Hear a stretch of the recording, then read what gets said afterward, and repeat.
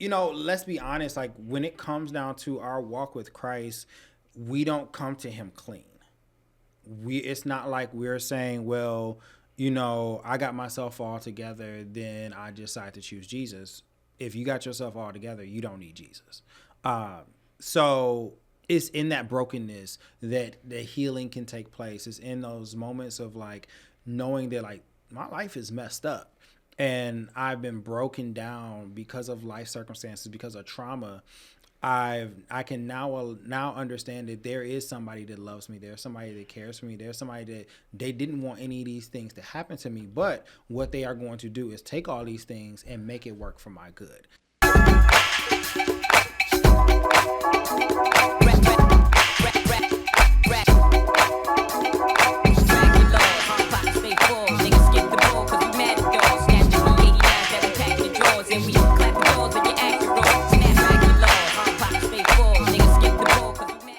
If you're looking for a space that feels like yours but comes with way more perks, then Bamboo's dedicated desk is exactly what you need. Now, when you sign up for a dedicated desk, what you'll get is an ergonomic chair, so your back won't be hurting while you're getting your work done.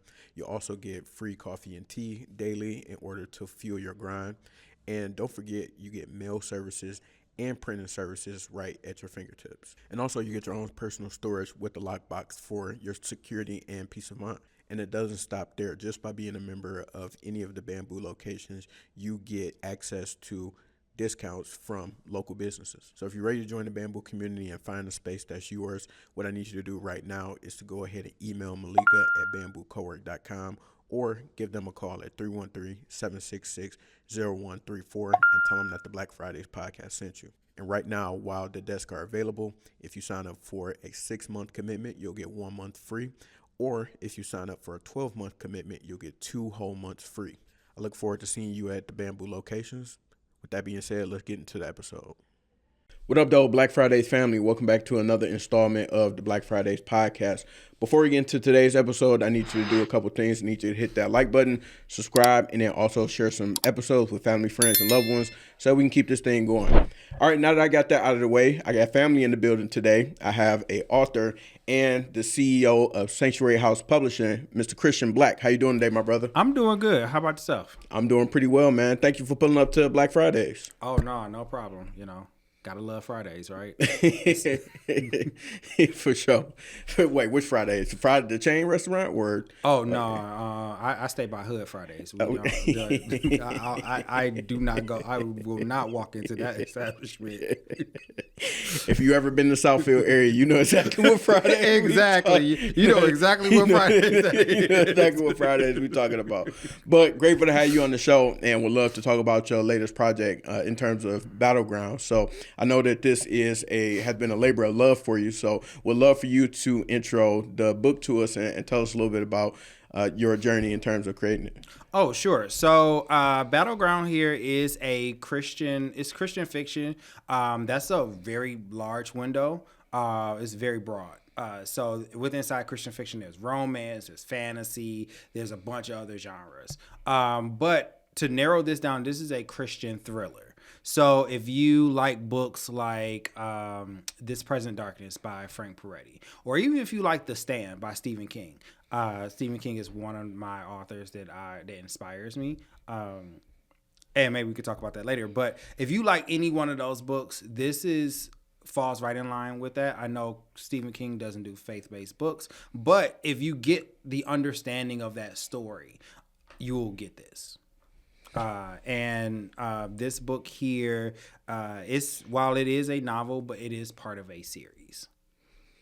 And because I know you personally, I know that you are into a lot of fiction. So me and you, we talk a lot about comic books and superhero movies and stuff like that. So going from being a fan of things like this in terms of the type of book that you created with Battleground, how did you go from being someone who was like on the outside consuming these things to wanting to actually develop a book? Like what sparked that change to say, you know what, let me actually do this and share these stories that I got?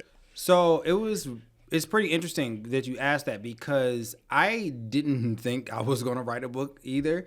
I started writing it in college, but It was something that was always in me. It was a gift that God already had given me. I can think back to when I was a kid. I was a huge fan of Dragon Ball Z, and I used to what we would call fan fiction. I used to make fan fiction of Dragon Ball with my own characters. I used to fold paper like a little comic book and draw my own characters in there, make speech bubbles and all that stuff, interacting with like Goku, Gohan, and all those individuals.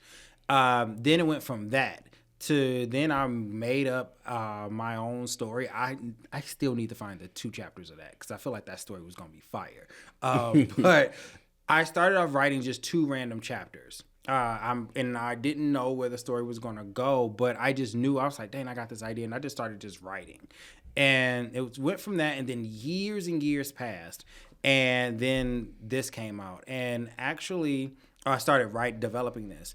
Actually, it wasn't until it was a winter, and I remember it clear as day because I was with one of my good friends, Kiera Gladney.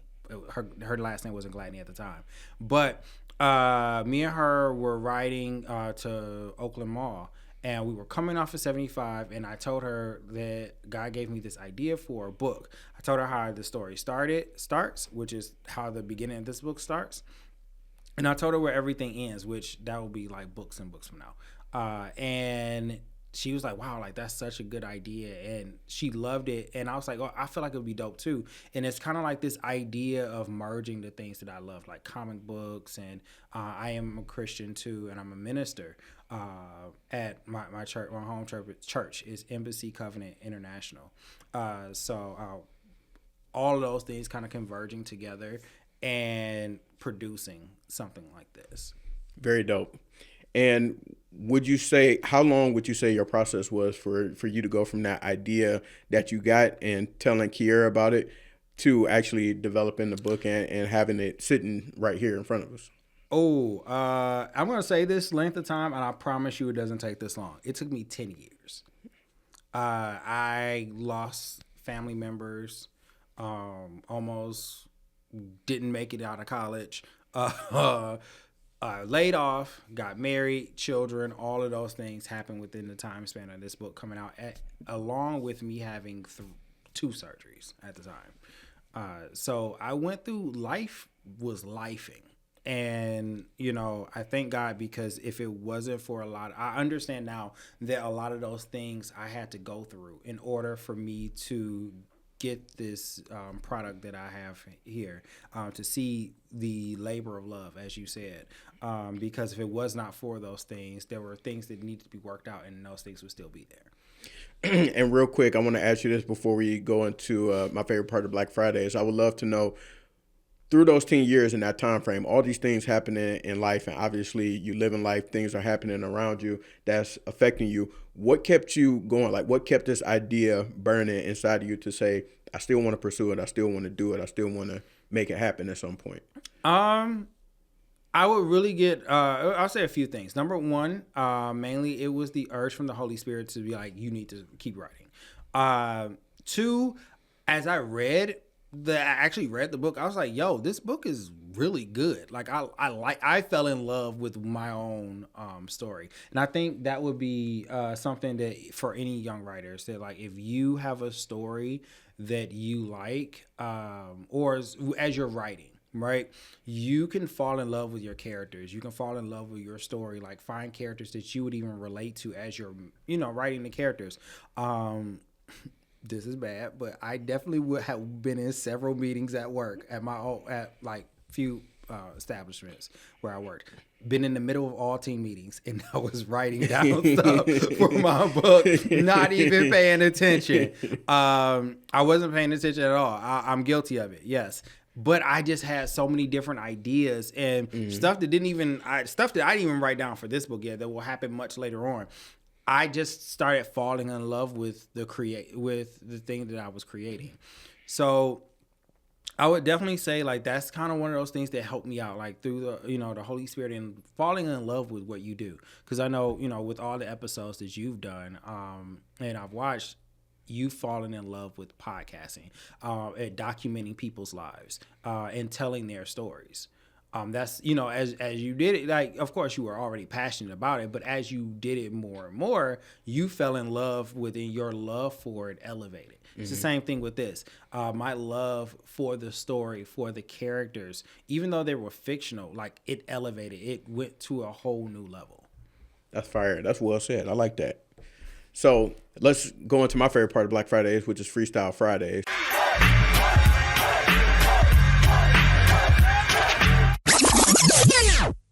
Hey, listen, thank you all so much for listening to this episode and any episode of the Black Fridays podcast. But I got to be honest with y'all. I really think it's something missing, and I hate that y'all didn't notice it. The thing that's missing is your podcast. Why am I not listening to your podcast? You talked about making one with your friends years ago. You know that you need one to better market and promote your business, but yet you still don't have one. This is why I created the Pocket Podcasting course, to teach you how to be able to podcast with the essentials and tools that you have right at your fingertips in order to create. And I created 2 different ways in order for you to do that.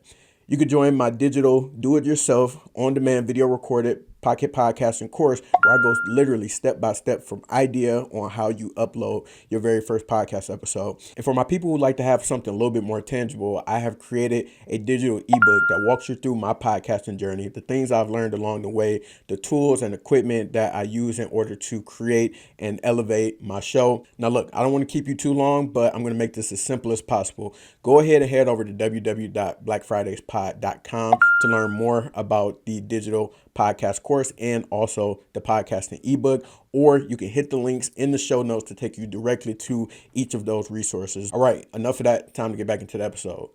So if you watch any episode of Black Friday, I think you know how this goes. So we're going to need you to spit some bars. I don't know what type of bars you want to rap, but it's up to you.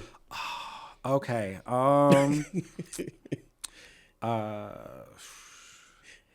Pat Rat sat on the cat. TikTok, what up the clock? How did Sam do it? We don't know. But hickory dickory dock. Spitting hot fire. Bankruptcy Records presents No Money. Hey yo, if you went to college with me, if your name is Megan, you already know. Megan, Kevin, you already know where that came from. Y'all already know what it is. But you should know Freestyle Friday is random assortment of questions. So I'm going to just ask you these rapid fire questions. Okay. That's all related to you. So I just need you to answer each one and answer honestly. Okay. All right. So we had talked about superhero, comic book superheroes a little bit. Who is your favorite superhero of all time? Like who is your GOAT? And please don't disappoint me with your answer. Oh, no, this ain't going to be a disappointment at all. My favorite superhero is Nightwing. Okay. Yes, and the reason why is because Nightwing, Batman said it himself, Nightwing is the best Robin, and he is a better Batman. Batman is, for everybody who knows what Batman is, Batman's trauma-filled, and he's going out there beating on poor people. And jaywalkers. Right. Shattering collarbones. But Nightwing, throughout his trauma, for you guys that don't know, Nightwing actually lost, Bruce witnessed both his parents dying, and it was a tragic death. But throughout all of his trauma, he even got shot in the head. Like, through all of that trauma when he was an adult, but through all that trauma, he still is this lighthearted character that everybody loves, that everybody looks up to, his generation of heroes, that they like. He is the GOAT. Even Superman does. So, for sure. What's your favorite video game of all time? If you had to play one game, you had to pick one game. It could be present, past. All right. I'm going to say Kingdom Hearts 2. Kingdom Hearts 2 for me is probably the best, one of, if not the best game of all time. Like, from beginning to end, that game, like, there's no, like, lulls of, like, dang, I don't want to play this. Like, no, that game is fire. And the soundtrack of Kingdom Hearts 2 is goated. Okay. And yeah, you get to also fight Sephiroth, where he, just beats you into the ground, like, repeatedly. So, every game has that one boss that you cannot get past. I started playing Ninja Gaiden because you can play it for free on Xbox Game Pass. Okay. And yeah, it's the first mission can't get past that last boss. Like it's almost impossible. Yeah, I used to watch a King play, Ninja Gaiden, and yeah, it was hard. It's crazy. Yeah, it's crazy. What's your favorite read? What's a favorite book that you've read recently? Ooh. Okay, can I give 2 books? Yeah, go ahead. Yeah. Okay, so the first book I will say is shout out to, her name is Mariah Taverna. She is an author, an indie author like myself, and she wrote a book called The Unashamed Life. It's on TikTok. Go get it. That book is incredible. She tells her life story, the things that she's went through in order for her to come out of the different lifestyles that she has been in, and she talks about her relationship with Christ and her going from those bad lifestyles to her being a born again Christian. And that book is short and sweet, but I'm like, man, I had to like put it down for a second because I was like, wow, this is a lot. The second book I'm gonna say it's called Go the Distance. It is a Disney twisted tale.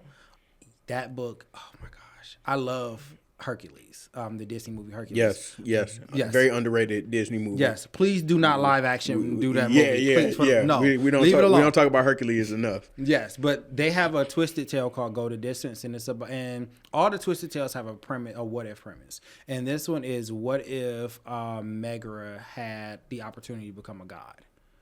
And it is really good. It's a really good Disney book. And what I love about it is how they take a character like Megara and it expands on her so much, where you get to see a lot of what made her in the movie. It starts with a prologue of you being like, oh, so this is why she said that line in the actual cartoon. So. And then I would say an honorable mention is a book I've been reading for a while. It's called The Secrets to Deliverance. It's by Apostle Alexander Pagani. I love that book too. Just talking about spiritual warfare and deliverance and stuff like that. So cool. Next question is: was Pastor Juan wrong for telling that lady that her for her $200 wasn't enough? Okay. Apostle Smith, please forgive me. I didn't know he was gonna ask that question. Okay, and I know you're overruled, but I didn't know he was gonna ask me that question. So please don't be mad at me when I give this answer. I'm not speaking on behalf of our church. Okay, or as a minister. I'm just speaking as me. Okay, just let me slide with this one. No, he was absolutely wrong for that. Okay. He's absolutely wrong for that because number one, we nowhere in scripture do you see him doing any of that stuff that he did. You don't see that in scripture at all. And I'm gonna keep it short because I'm not trying to get in trouble. I'm not trying to get in trouble, so I'm gonna keep it there. Fair enough. Somebody at my church see this and they're gonna be like, "Hey, what are you doing?" And I'm gonna be like, "Listen, he asked. I'm not about to lie. Like, I mean, listen. If anybody knows me, they know. Like, listen." I'm gonna give you the same answer publicly and privately because that's just me. These are facts. Yeah, like that's just me. Like I'm like if somebody in my church asked me how I felt about that, I'm like, no, he was wrong, and I stand 10 toes down on that. Like that's foul. But anyway, yes, okay, just have to yes, put build that out. Understood.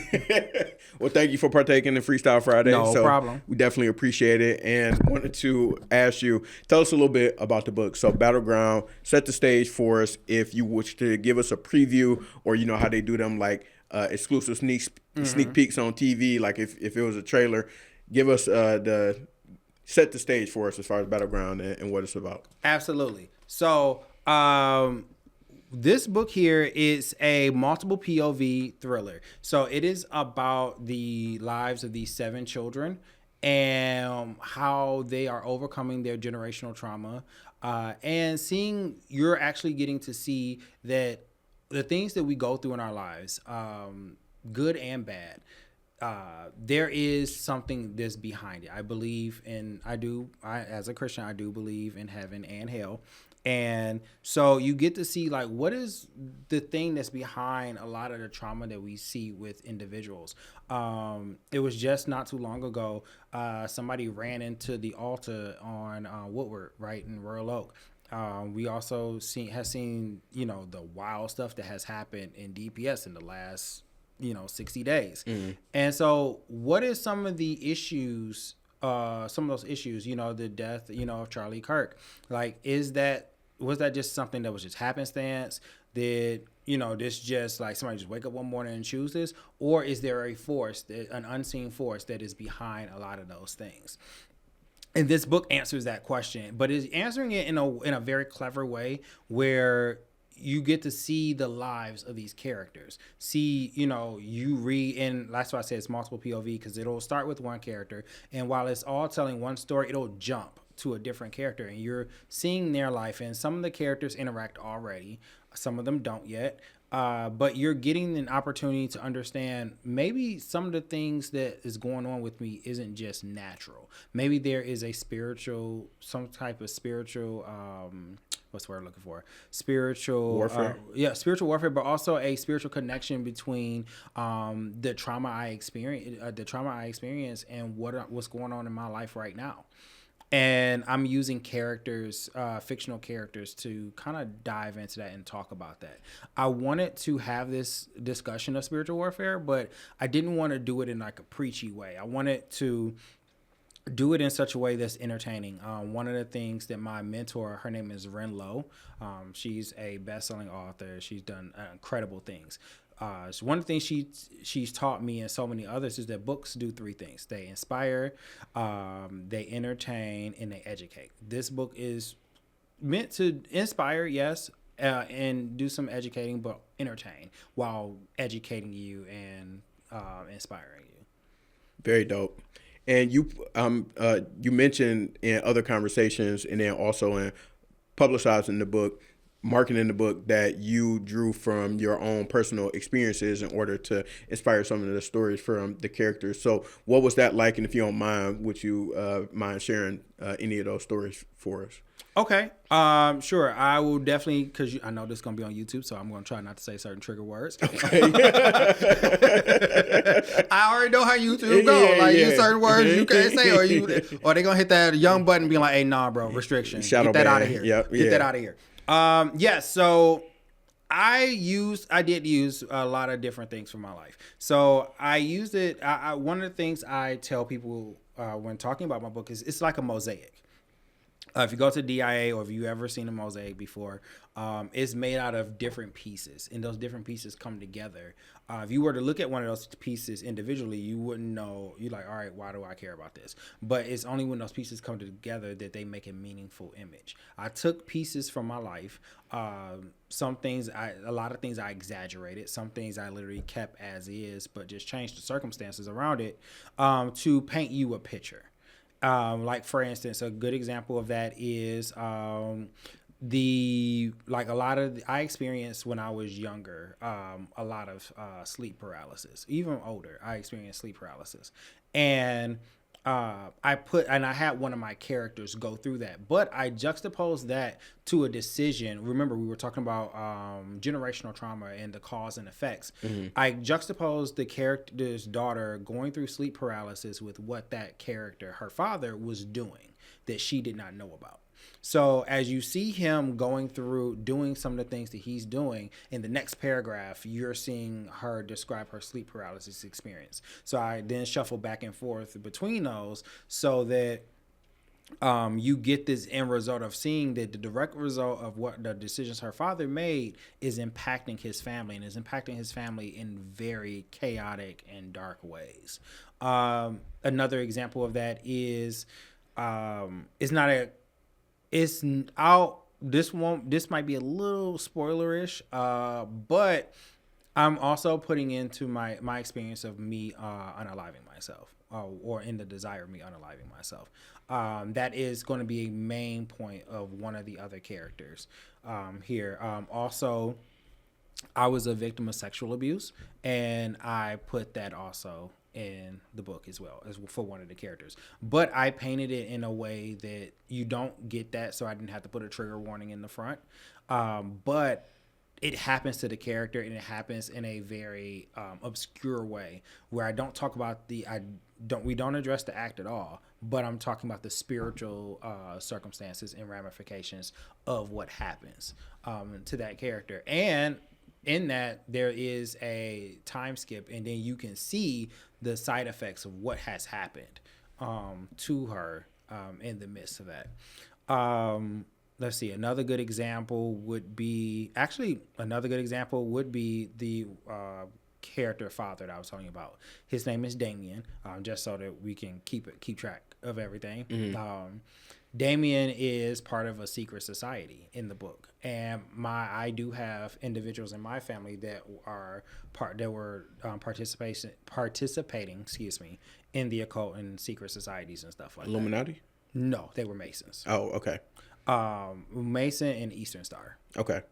So because they were a part of that, I took those influences of my background and threw them into the character. But I then extrapolated on what he would be doing, what that looks like, and, kind of hinted at what you're going to kind of be seeing later on, as well as who these individuals actually are. Got you.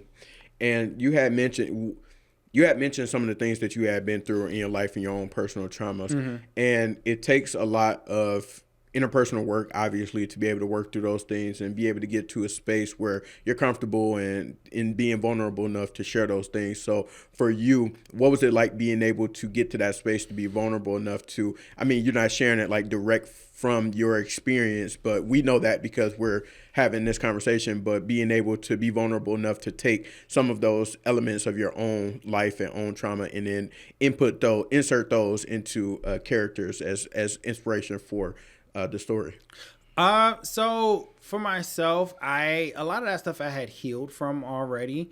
The abuse, that was something that it was easier for me to put that into the character, and it was also therapeutic in a lot of ways because like one of the comments my wife made as she was reading the book, she was like, these characters, they are going through it, like you putting them through the ringer. But I was like, let's be honest, like when it comes down to our walk with Christ, we don't come to him clean.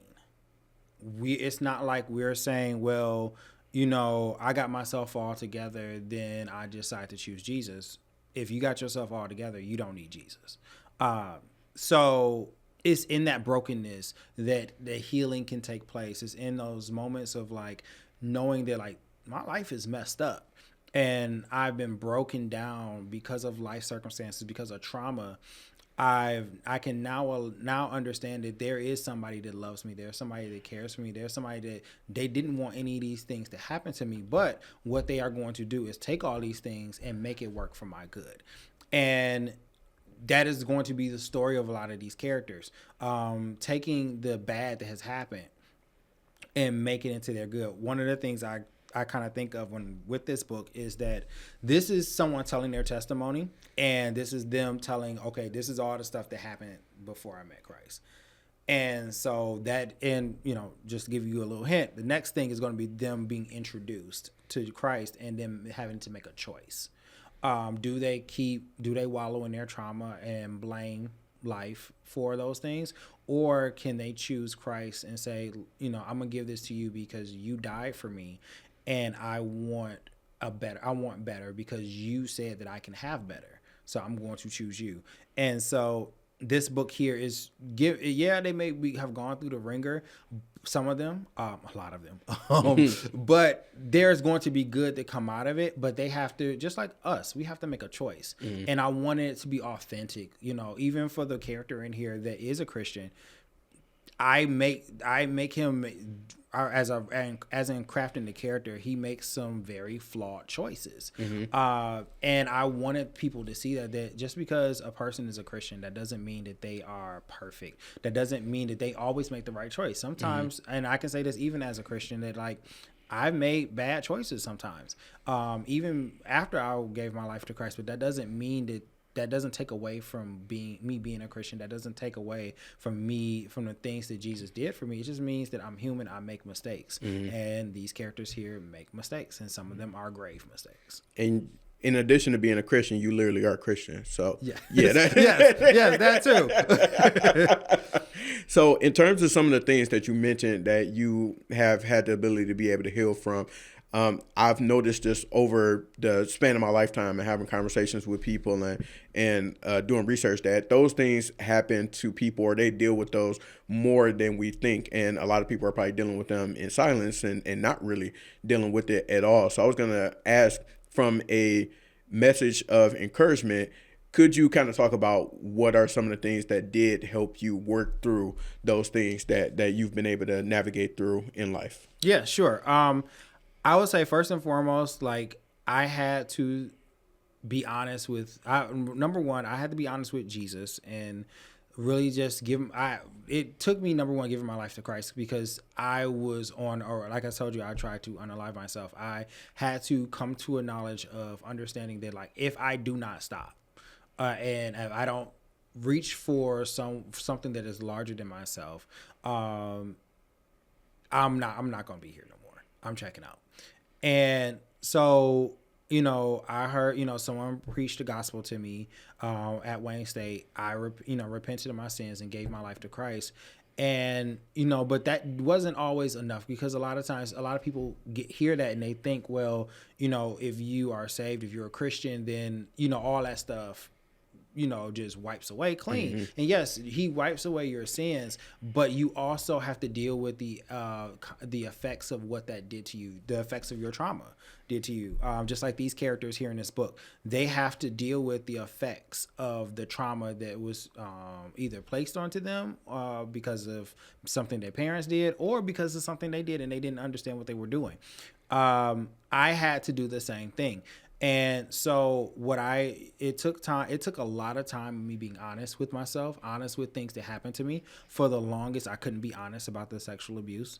And I had to, God made me face it. So, it took that, I had to accept that it happened. And then, I also had to go to therapy. I'm currently in therapy now, and really work through those things, work through the past trauma that I caused myself, be out of ignorance, and also out of that I was in pain from other stuff. And a lot of people don't understand that, like, trauma kind of builds up like a callus. And, you really don't get to the heart of it unless you're willing to peel back those layers, similar like a callus or an onion. Until you peel back those layers and really get to the core of what's happening with you, this person is just, people think you just walking around being mean and stuff. And it's like, no, maybe you just not being, maybe it's just the fact that, like, someone or something took the joy out of your life. Or maybe it's that you mad at life because you lost hope, because the one thing you really put your hope in was something that was temporary, when our hope should be in Christ alone.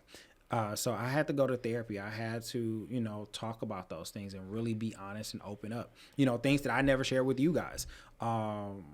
And just say, you know what, I want to be better, and I want to be better for my kids. My kids deserve a healed version of myself. My wife deserves a healed version of myself. It's not fair for me to know I'm dealing with stuff, and then, I'm over here snapping at everybody in the world. I'm snapping at you, snapping at, Caleb and everybody else, my wife and my kids, when it's like, no, you need to heal. Fix your mess. First, I want to commend you for the work, putting in the work to be able to work through those things. I think that definitely is a testament to where you are now versus where you were, and then not giving up on yourself in terms of being able to work through those things every step of the way. So I want to give you your flowers for being able to work on that. And then also thank you for sharing with us and being willing to talk about that, because I'm sure that there are people that are listening and or watching that can identify with some of those things, or something similar and be able to find the motivation to be able to work through it and keep going, or figure out how they can get the resources in order to do so. So I wanted to commend you for that, my brother. No problem. Like I said, it took a process. Like, I started college with trauma. Like, my father passed away literally 30 days into me going into Wayne State. So I had to, that is in trauma in itself, and me having to figure out if I'm going to get kicked out of school or if I'm going to actually have a college career like the rest of my friends. So I had to, deal with that. So, just an encouragement to anybody that's watching, like, you can, those things may be hard, but it is possible to heal. It's possible to heal after the abuse. You don't have to stay there. Christ did not desire for you to have a life where you are in a state of suffering, where you are broken. He didn't design us to be broken. He designed us, to be healed and whole. And yeah, like, if I could give, if my book, my life story can help anybody on their healing journey, I have no problem telling anybody. And we gonna pass around the collection plate now. Thank you, thank you, Minister Black. But I mean, that's crazy because, like, honestly, I've never told anybody, like, on like a platform that like I was sexually abused, and like this is like the first time. And so, yeah, like, it's one of those things that's helpful for me too, because it's just like a lot of my friends, like you all, I know a lot of you all that graduated high school with me in college. They didn't know about that. Mm-hmm. They didn't know I tried to take my own life. But yeah, it happened. And and yeah, y'all came over the next day. I was smiling and, all that stuff, but didn't know. But that's why I think it's so important, not only for you to check on your friends, but also for you to understand that, like, you can't carry that load by yourself. Mm-hmm. Like, it will literally, destroy you. Yeah. And I think that, excuse me, I think we just saw an example of that publicly with the NFL star that was playing for the Cowboys. And, Very sad.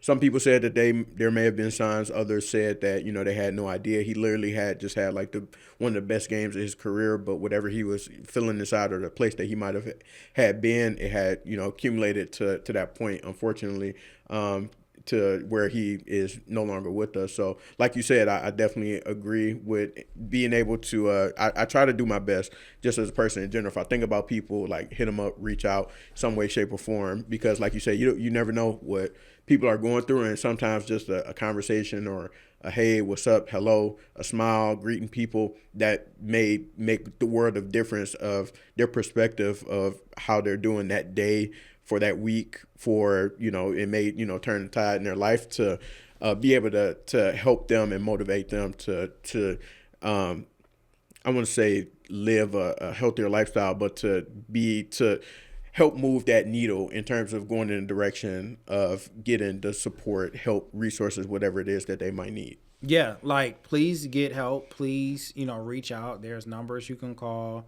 There's people that you can talk to. Like, that's never an answer. And, your family would desire to see you here.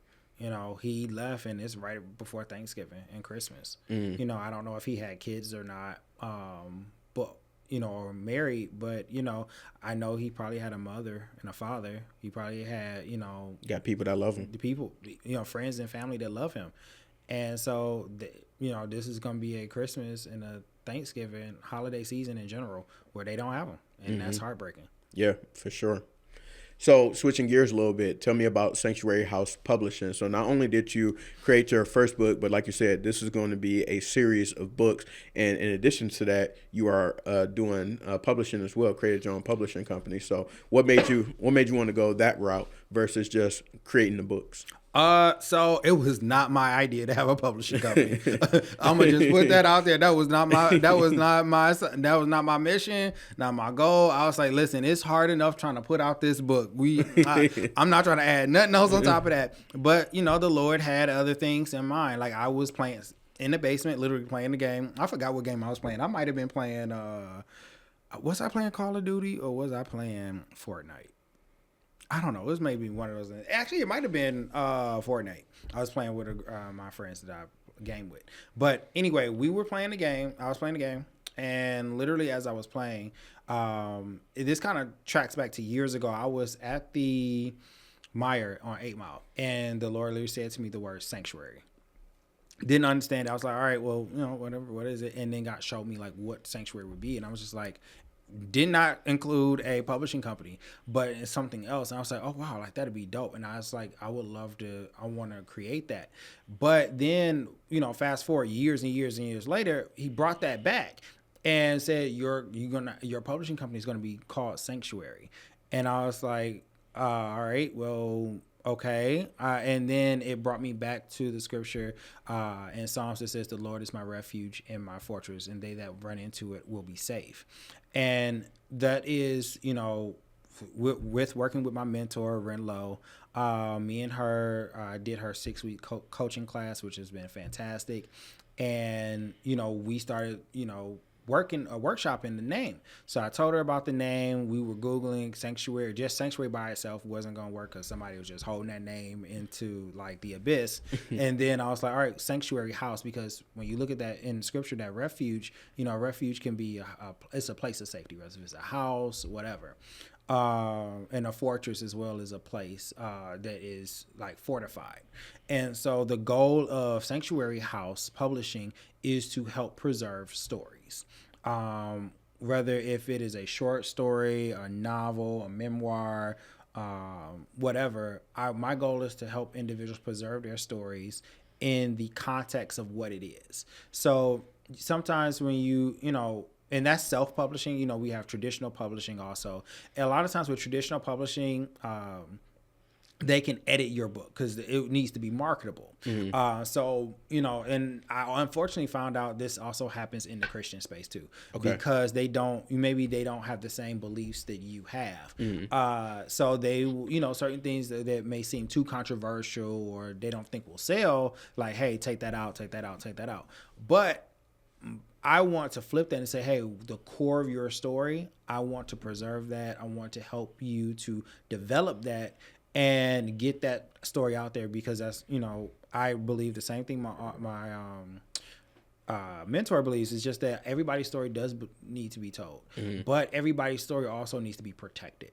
And, and protecting that story, that looks like, not allowing that person to give up on that story just because maybe it didn't work out the first time. Maybe you just didn't market it right. I know you are all about marketing. So, I think about, did the marketing go right? Did you need to talk to somebody like you that's in marketing that can really that has a brain for marketing and creativity for marketing that you need to talk to? Or is it a situation where honestly you didn't spend the time developing certain things? So the goal is not to have people give up on their story, to protect those stories and allow them to get their idea out of their head and into a physical product. So what does a publisher do? Because I'm not sure. I don't think I've ever fully grasped that. In my mind, it's just you make the book, like you physically make the book. But what's the responsibilities of a publisher? So if we're gonna to answer that question, kind of have to break up between traditional and self-publishing. Okay. So traditional publishing, let's just say I was going to Scholastic, right, or Penguin. Penguin is one of the biggest publishers in our country. They're going to, I got to pitch the story to them. And again, this goes back to what I was talking about with protecting stories, because if you pitch it to them, you can do 50 pitches, which is an inquiry, and they may not care about to have your book. Mm-hmm. So a traditional publisher, they're going to help you with marketing. They're going to develop, get you interviews. You're going to write the story, but they're going to do edits and all of that stuff, and then typesetting, and then the book is actually owned by the publishing company. With traditional publishers, most of them, I don't want to say all, because I have not talked to all publishers in this traditional publishers in the country, so I hate using that word all. I'll just say most. Your story is completely owned by them. So if they decide to not sell your book no more, or to not back you no more, then you kind of out. So you can liken it to selling a TV show to a TV network. Yes. Okay. But if you got your own network, if you were in charge of your own network and your own show, you don't got to go to nobody. You know, you might go to somebody, you might go to a company to produce as a producer. Like, for instance, Ryan Reynolds has his own producing company. With Deadpool and Wolverine, he actually used his production company to help produce that movie. Gotcha. Even though when you look at the credits, you'll see Kevin Feige on there, but if you keep reading, his production company is there. And so many other, and Ryan Coogler's the same way. His company was into Black Panther. With self-publishing, you are doing all the work. You don't have a big machine backing you. You got to do the marketing. Is 100% DIY. But with my company, I will be doing, I have a team of editors and typesetters and cover designers, and they will do all of that for you. I'll be getting the POD files or print on demand files ready for you, and then those be pushed out to you, and you have to go on Amazon or wherever you want your book to be, and you have to hit that publish button. I'm not hitting it for you. And I also, one of the things I tell all of my clients is that you have 100% rights of your book. You get all royalties. I'm not doing nothing but helping you to get push your idea to you. It is your job after that to do everything else. Now, I'll guide my clients with getting an ISBN number, getting onto the Library of Congress, and getting that number and things like that, because those are numbers that you do need. You should have an ISBN number. Don't be out here walking around with your book not having a Social Security number, because that's basically what it is. Anytime you see an ISBN number, that's that book's Social Security number. That's kind of, if your book doesn't have an ISBN number, it don't exist. Yeah, it don't exist. Like, you out here, your book just out here just being anybody, and anybody can actually take that book. Right. You know, Library. That's a good point. Yeah, Library of Congress is the same way. Library of Congress makes it so that nationally your book can be found somewhere. Yeah. Without those two things, don't nobody know your book exists. So that is kind of the difference here with self-publishing versus traditional. It puts the onus on the individual to get their book out there, without you having a big machine to push you out there. But the catch is that big machine can also be like, I don't want to rock with you no more. Got you. And also, when it comes down to your royalties, so let's just say I was a traditional publisher, right? If you write a book about podcasting, we're going to just say the eight mistakes the average podcaster makes within their first year. If you want to take that, it's yours. Might do something with that. Yeah. I might do something. But continue. Yeah. Keep cooking. They may be like, hey, listen, all right, I like your idea. I'm going to give you $25,000 to put this, to go ahead and that $25,000 include your marketing, that includes your editing, your typesetting, your cover design, and all of that stuff. Guess what? When you start selling books, you got to pay me back first before you see anything. Right. So that means you would have to pay back $25,000 before you ever see yourself being in the black. And I think that's kind of wild. Especially when at any point you can be like, I changed my mind. I don't want to back you no more. Right. And you out on the street. Yeah. Versus you being a self-publisher, you're like, okay, well, yes, Amazon do get royalties, but their royalties is not as much as a traditional publisher. They're actually very competitive. Even Ingram Spark, they're actually pretty competitive as well, and Barnes and Noble. But you get the royalties for that, and you can also sell your books yourself, where you get 100% royalties. So, I mean, only thing you're now paying back is, okay, you're thinking you're as a business owner, because a book is a business. Okay, well, I spent $10,000 from start to finish with this book. I gotta now, in my mind, pay myself back $10,000 before I can say I'm in the black. So that's kind of the difference. Got you. I know that was a lot of math. No, that was super helpful to be able to understand that. So definitely understand that a lot better. And so I got to ask you, since I got you here in person, you mentioned that you're a minister. What is it like being a minister? Like what do you do as a minister? How does it feel to be a minister? Invite us into your world of ministry. Sure. So, like I said, shout out to my Embassy Covenant family. The leader of our church is Apostle Hugh Daniel Smith. Love you. Being a minister is something that, again, I did not expect it.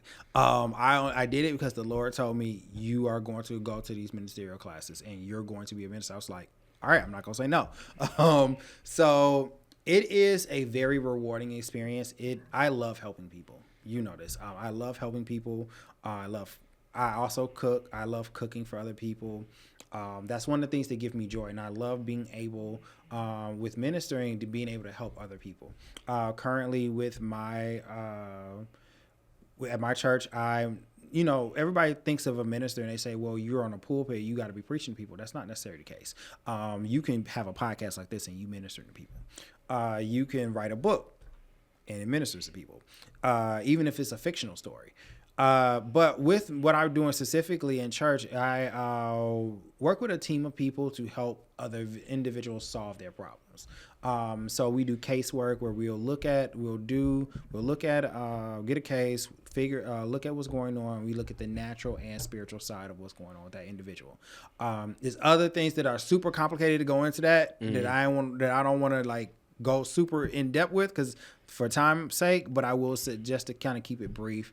We do casework and we help get that individual back on track where they are. So whether if it's that a person that's been in jail or, and they got a life sentence ahead of them, but they truly believe that not only are they innocent, but they believe that they need some they believe that they were wrongly incarcerated as far as with how much time they got. It was a little abusive with that time. There's another word for that. Don't judge me on the words that I chose for that sentence.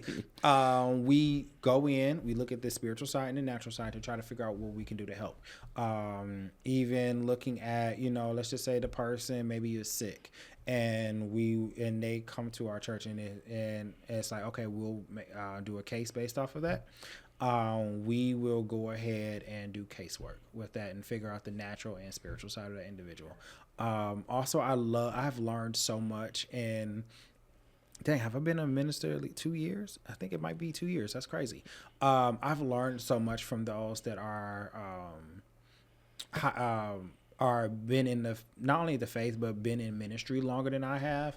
I've had to unlearn some things and learn some other things. And my appreciation for the work that my church does is just through the moon. And I've learned to be, it's one thing, maybe you can talk about this too, or you've experienced this rather. Being in a room of people that are gifted, they are extremely gifted, and then feeling like y'all operating on a whole other level. I'm in Michigan, y'all out there in space somewhere, and I'm trying to get there. Yeah. Like that's sometimes how I feel when I at church, like seeing people operating the gifts that God gave them. There's so many people in my church that have businesses and they work in the marketplace, but they also minister there at the same time.